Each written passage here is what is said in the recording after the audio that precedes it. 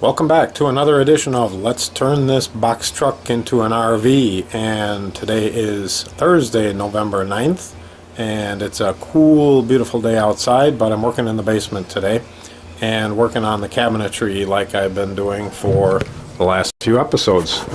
So let's take a look. The sink cabinet base, I got a coat of primer on the inside and decided to paint the inside satin black, semi-gloss black.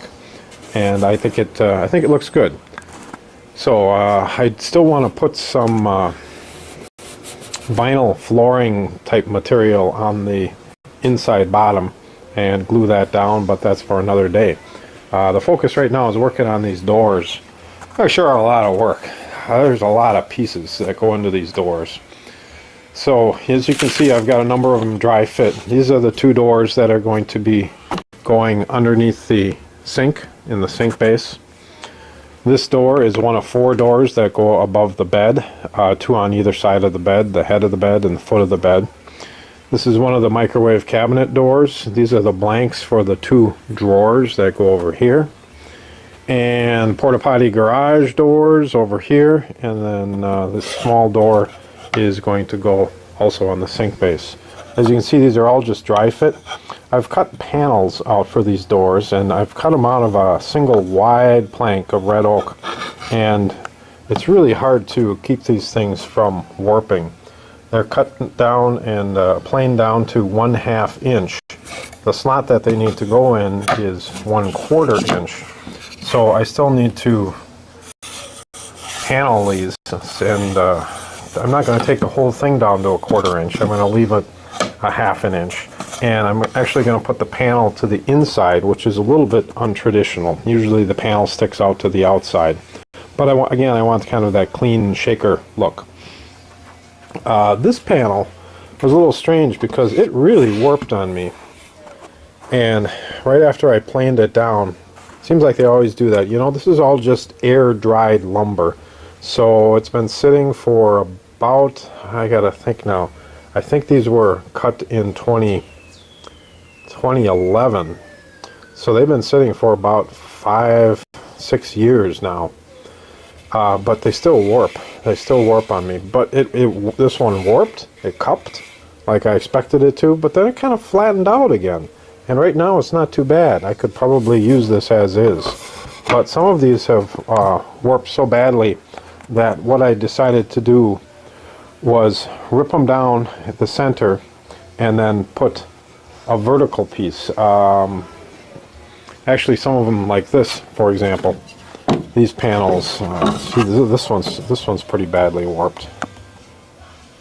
But these, I'm going to put two of them in here. So I need a small centerpiece like this that goes in between.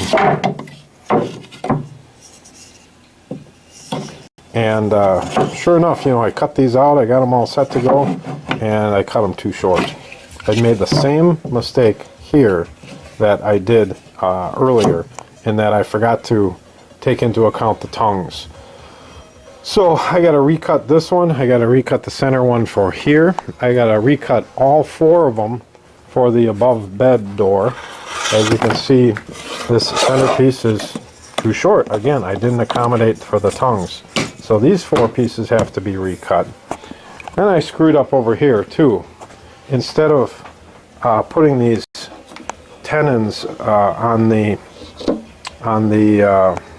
stiles, I put them on the rails. So these pieces should not have had the tenon cut.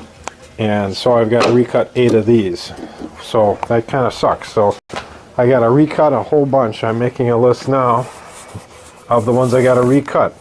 So I've got another plank of red oak here. I've got another one down below here. This guy. And I'm going to rip those down to 2 inches, plane them down to 3/4 of an inch, and redo those vertical pieces. Groove them out, route them out, and get them all set. That's today's project. And then maybe finally we can get into some assembly. I also purchased some of this polyfoam rope, and this is 3/8 of an inch. And what I plan to do with this is put it inside the grooves of these doors because these are cut to be 1/2 inch inset on all 4 sides, and my tongues, I wanted the tongues pretty strong, pretty long for strength, so they're 3/4 of an inch. So the panel's got a 1/4 of an inch play on both sides, and to take up some of that play, my plan is to put in a little piece of this poly rope caulk saver stuff. So what else can I tell you here? I've had some troubles with my table saw. My blade has been kind of shimmying. As you're ripping a board, the blade it vibrates and makes for a real rough cut, and then it'll be fine for 2 inches or 6 inches or maybe a couple feet, and then it wobbles again and makes a rough cut. So I ordered a new blade, and I replaced the blade that I had with one that is a little older. It's not quite as sharp, so I'm going to use this one. The one I ordered is a Freud blade, and that should be here tomorrow. It was $45. It's what is it? It's like a 24 tooth, so it's not a lot of teeth, but it's got really high reviews, and it's supposed to be a really good ripping blade. Mostly what I do on this saw is rip. Most of the cross cutting I do over here on the chop saw. So I'm kind of excited to get that new rip blade and see how that works. And I'm also going to try this blade, because the problem might not be the blade. The problem could be something like the belts or the bearings. I don't think it is. I think it's the blade, but we're going to figure that out so that I get some cleaner rip cuts.